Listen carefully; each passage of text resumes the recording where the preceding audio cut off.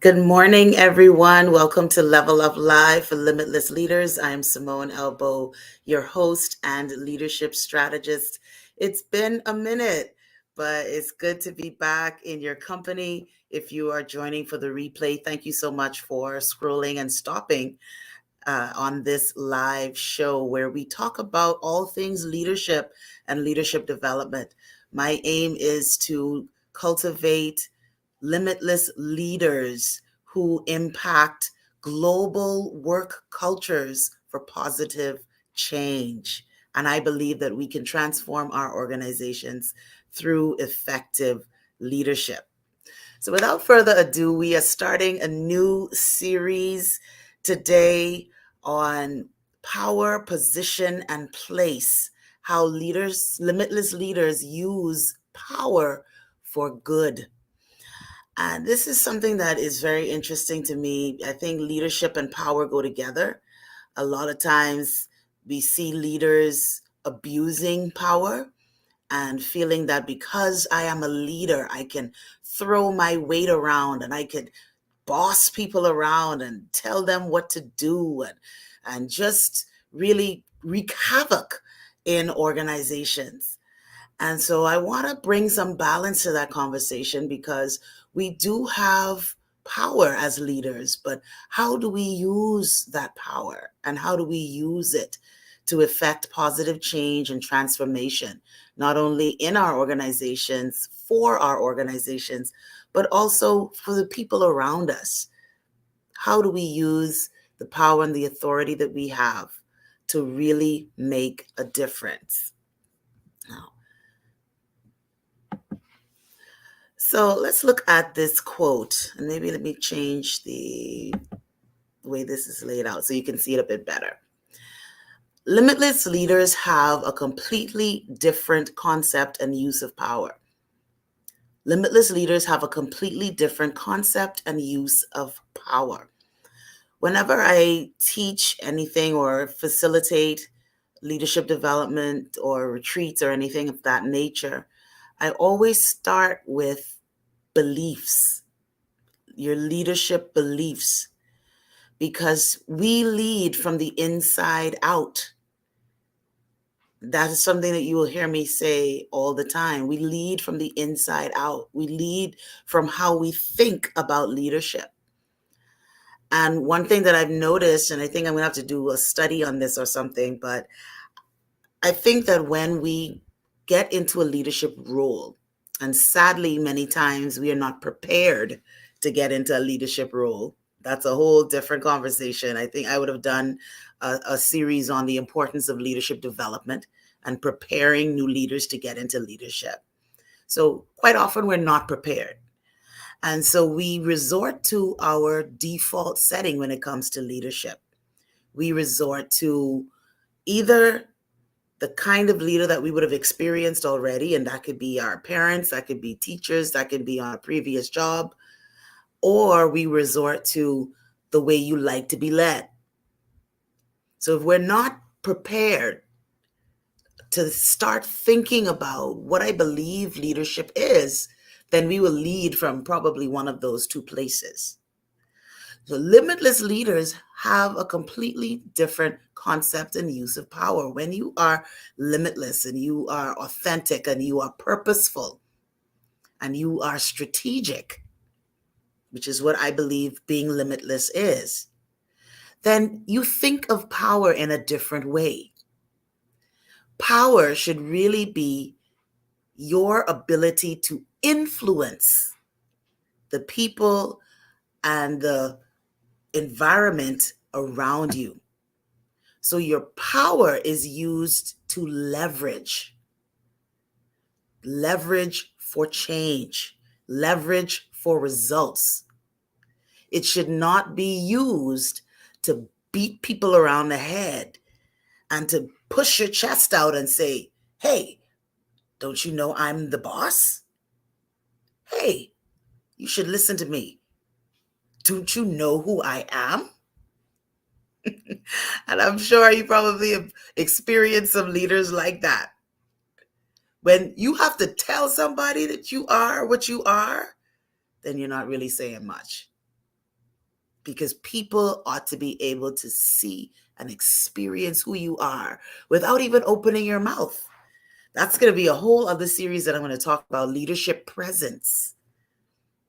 So you don't have to push your weight around to be a leader. Now, sometimes you have to push and enforce power to get certain things done. Yes, you may have to exert a bit more to get some things done, but you don't use power negatively because you impact the entire organization when you do. So let's look at some definitions. Power, position, and place. So as I mentioned before, power is your ability to influence, right? The authority that you've been given to operate in a particular capacity. Your position would be like your job title and where you land in the hierarchy of your organization. So you could be a leader, but you could be an entry-level leader, like a supervisor or a team lead. You can be a mid-level leader, like a manager, or even a department head, like a senior leader now, moving into those roles, a director, right? You could be an executive leader. So that may be like a vice president or CEO, president, whatever you may use in your organizations for terminology. So that's your position, right? And so, of course, in the pecking order that sometimes you may have more power. You may have more power than others um, to really affect change and results. But you may have some people who aren't even in leadership who exhibit a whole lot of power. And then this concept of place to me is very interesting. The concept of place is where you are. Like, where do you find yourself in work? And in this really deals with not just location, but where you see yourself, where you have really, how can I explain this well? Where you feel comfortable, where you feel like this is where I belong. And why is this important? This is important because some leaders don't have a sense of place. They don't feel like they belong. They struggle with perhaps imposter syndrome, where they feel like, I don't really belong. I don't really belong here. I don't really belong in this role. Sometimes we're promoted and people feel that, there's a senior leader that sees something in you. They see your potential. And then they're like,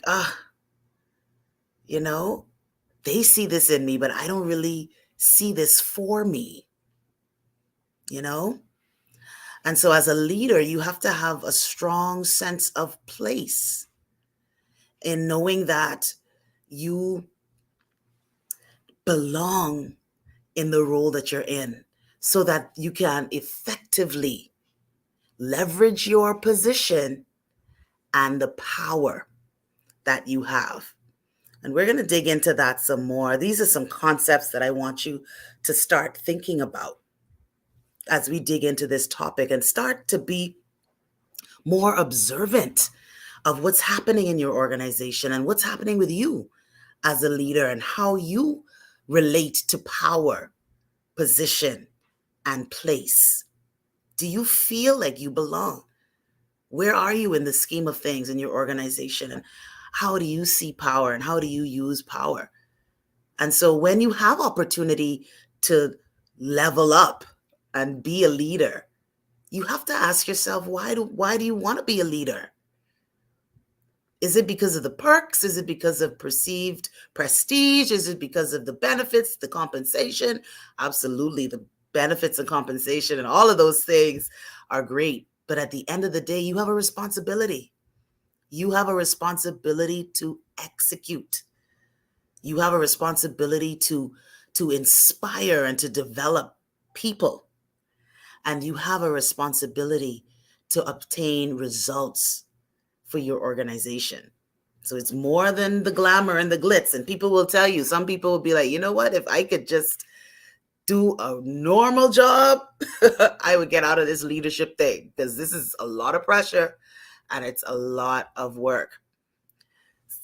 Good morning to all of you who are joining in. I see my good friends. Actually, Miss Julie, I'm going to be reaching out to you. I want you to definitely be a part of this series. I'm going to be reaching out to you. Miss Bonnie, how are you? Tanya, Dr. Omega. I'm shouting out all my folks on Facebook. As I've mentioned to you before, I cannot see your comments from this platform, but I am going to hop on and say hello to everybody once we are done with this session. So in my promo for this new series, I shared this quote by Martin Luther King Jr., which I thought was so powerful and really captured what my thoughts are on this topic. Power at its best is love implementing the demands of justice. And justice at its best is power correcting everything that stands against love. Power at its best is love implementing the demands of justice. And justice at its best is power correcting everything that stands against love. So let's break this quote down a little bit. Power at its best is love implementing the demands of justice. Now, if you would have seen the series on leadership development that actually featured Dr. Omega, who tuned in this morning, she talked about leading with love. And people tend to think that when you're leading with love, that it makes you weak. That when you talk about these types of emotions, that it's about being soft, that it's about being mushy, right? But love is powerful. Love is a strong action word. And when we do things from the basis of love, it means that you do it out of empathy, you do it out of care and concern, you do it out of the best possible motives that you could have for people. And so when you have power, you will now operate from that place of care and concern and fair play and justice. These are some powerful values that limitless leaders ought to have. And so when you implement justice, it means that, as Martin Luther King says, it's correcting everything that stands against love. It's correcting everything that stands against what should be right, what should be moral, what should be just, what should be fair. Wherever we are, this can be in our homes, this can be in our organizations, this can be in our churches, our civic groups, wherever we find ourselves. We ought to uphold everything that is just.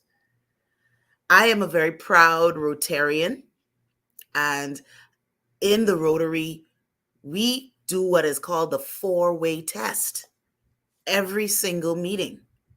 And I encourage you to look that up. But the 4-way test is our moral compass. It is a standard. It is a benchmark that everything that we do, is it fair to all concerned? Will it build goodwill and better friendships? Right? Those are the types of questions that we have to ask ourselves and that we ought to implement wherever we go as Rotarians. And so we have to look at, as leaders, are we operating from a place of love? from empathy, from care and concern, from morality and integrity, and that everything that comes against that, we are challenging and correcting. Whew, that's a tall order. Because unfortunately, in many of our organizations today, we have leaders that are doing the opposite. They are not operating from a place of integrity, care, concern, and empathy, but they're actually implementing things, practices, strategies that stand against all of those powerful values. I was just talking with a friend of mine this morning who was in the construction industry, and he was laughing at me and he was like, you know what? I can't believe that you're not like at work already, because I've been at work since 7. And I'm like, well, hey, you chose an industry that works at the crack of dawn, don't blame me. And he was saying, well, and I was saying, hey, well, at least you get to get off by at least 3, maybe 4 o'clock. And he was like, how? No way. 5:30 after. I said, okay, so are you getting overtime? He was like, please, in this industry, no way. And, we bantered back and forth, but to me, it's sad that you have industries that are built on exploiting people, taking advantage of people's efforts and their well-being. That's not limitless leadership. That's not using power for good. We have to set aside what may be common practice and do what is right, which may go against the grain. Why not be that construction company that ensures that people work the hours that they work, and you plan your projects so that you can meet your deadlines? And if you can't meet your deadlines, then you compensate people accordingly if you're asking them to go above and beyond for you to get the results that you're looking for. Why not? Let's do that. Be the difference. Be the change. So let's look quickly at the impact of abuse of power in our organizations and on people. So first and foremost, when we abuse power, we create an organizational culture that is negative, toxic, fearful, and people will not give of their best selves when they feel that they're being watched, they're being picked on, they're being shamed, right? They are feeling like there's job insecurity. If I step to the left too wrong, or I step to the right, then off with my head, or I'm going to be punished. If we create an organizational culture like that, you feel it. It's actually tangible. You can feel the atmosphere. It's tight, and people are talking in hushed tones. People are afraid to even laugh and have fun. Have you ever been in environments like that? And the boss is coming, and everybody starts scrambling to their seats and getting feverishly looking busy because they're afraid. That is a very toxic organizational culture. And then when those types of bosses are out of the office, maybe they have an out of office meeting, or they're on a work trip or something like that, and it's almost as if people are breathing a collective sigh of relief because they're not there. What a testimony. Ooh. What a testimony to have as a leader, that people are happier when you're not around. And then it affects organizational communication. Do we have honest, open communication? Are we able to speak freely? Are we able to challenge ideas? Because I've spoken to some people who say, just because you speak up, you speak your mind, you pay a price for almost your entire career. people hold it against you. So when opportunities come for advancement and for growth, they hold that against you. Oh my goodness, this person speaks up.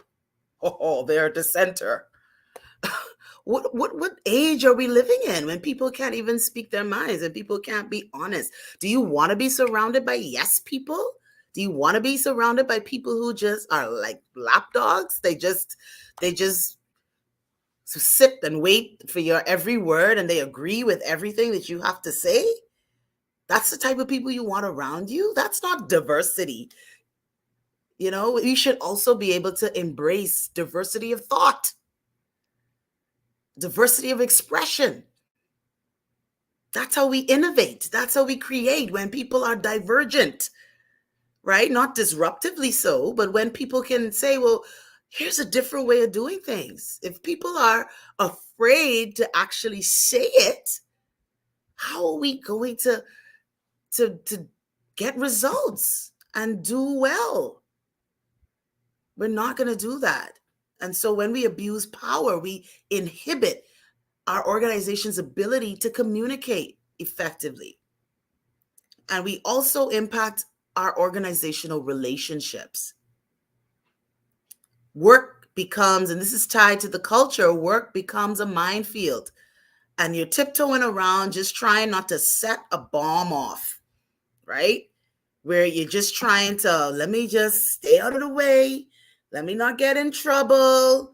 Let me just do my part here. I don't know if I should connect with this one because this one is not in this leader's camp.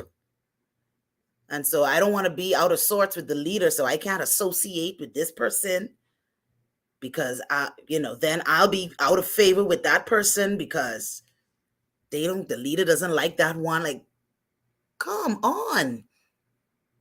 And it's scary because what I am describing is what actually happens in organizations.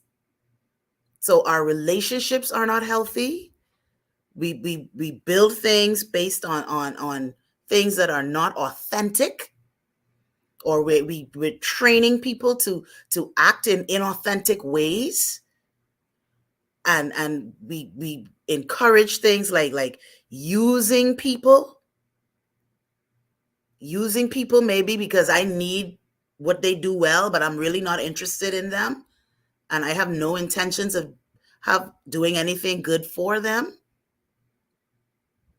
And we diminish people, we diminish character, we talk badly about people, we do all this sorts of stuff that affect relationships and people's growth and advancement. And finally, and this is not an exhaustive list, but this is what I'm sharing this morning, the abuse of power affects decision making and results. People then begin to be afraid to make decisions, or they're not allowed to make decisions. Sometimes is all about, you need to get my permission to do everything. Like, it's the micromanaging is hot when we abuse power because we don't trust the people around us. Because as we would say, if you got bad mind and you think everybody around you got bad mind just like you, so you are suspicious and you think that everybody's motives are questionable because yours are. And so even when people are just trying to give of their best and do their best and use initiative, you think that there's something untoward happening because of that. That it just can't be that they're using initiative. It just can't be that they're talented and that they're professional. No. There has to be some underlying thing going on because you're bad mind. And that's why I talked about leadership beliefs. What do you believe about leadership? What do you believe about people? Why do you want to be a leader? Because you want to create an organizational culture where people can be free to be themselves, that people can be free to contribute, where people can feel that they are fairly rewarded and fairly treated, and people can interact with each other, and we can have genuine, positive relationships. And I know that I may sound like an idealist and an optimist, and I am. But I truly believe that we can have environments like this. I have friends who would tell me, you just have to learn that this is just corporate and you have to play the corporate game. And I'm like, why? Why can't we just change the game? There has to be. There has to be other people out there that believe this like me. I'm sure that you do because you're tuning in. You wouldn't listen to me ranting about what could be and possibilities if you didn't believe it. And so I appreciate you being a part of this. And let's evangelize this in our organizations. Let's influence change in our organizations for the better.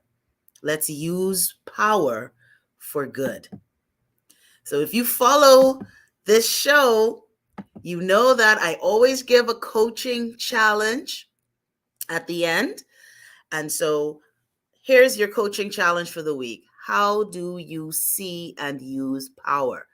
Now, when it comes to coaching, it's not about pointing fingers and saying, boy, you talking about my boss. Oh, boy, you talking about, oh, them people. No, when we talk about coaching, we're talking about ourselves. How do you see and use power? Some people can't wait to get promoted so they could start beating people up. Because I got to get back all the beating that I have taken over the years. This is my time now. Ooh, I can unleash myself on y'all. No, no, no, no. That's not what it is.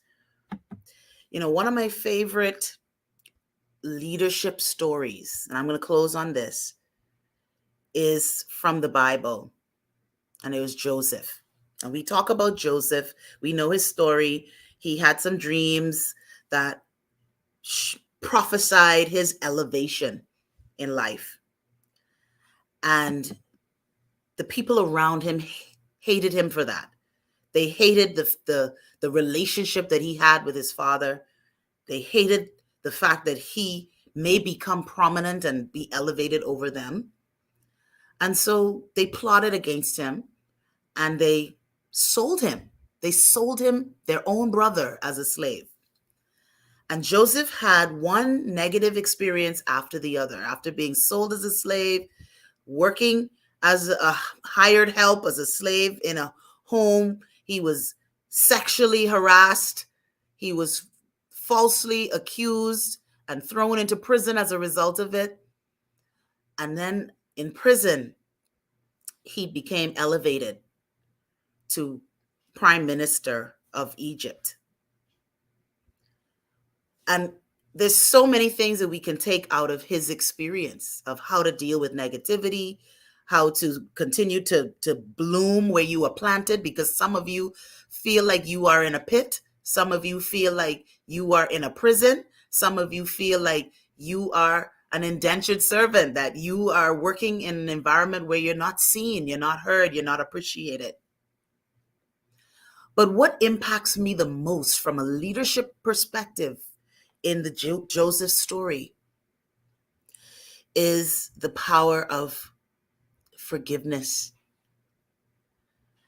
And when Joseph's brothers came to Egypt because there was a famine in the land, and Egypt, because of Joseph's wisdom and insight and prophetic gift, he was able to help Egypt prepare for the time of famine. So everybody was coming to Egypt for food, including his brothers.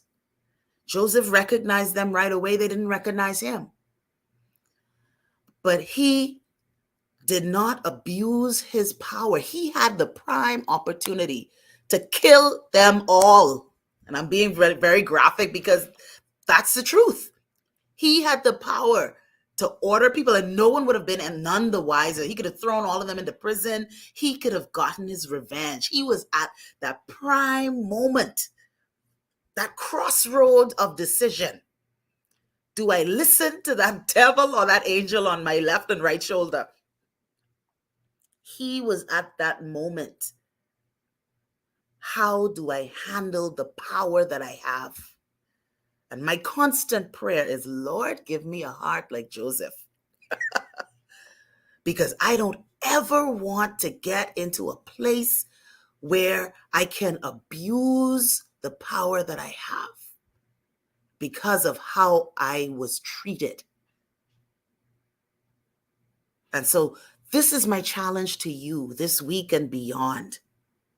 How do you see and use power? What would be your reaction when perhaps your tormentor is now at you're vulnerable to you at the feet, your feet requiring mercy? How are you going to handle power? So next week, we are going to talk about the levels of leadership. Position is not enough. And this is a concept that I absolutely love by John C. Maxwell. And he talks about the 5 levels of leadership and the phases that as leaders we should move through and to be effective and to be limitless. Have a wonderful Thursday. And if you're watching the replay, whatever day it is, make it amazing because you are there. And remember that the most powerful seat of the room is yours because you're in it. Thank you so much for tuning in. I'm Simone Albo, your host of Level Up for Limitless Leaders. Until the next time.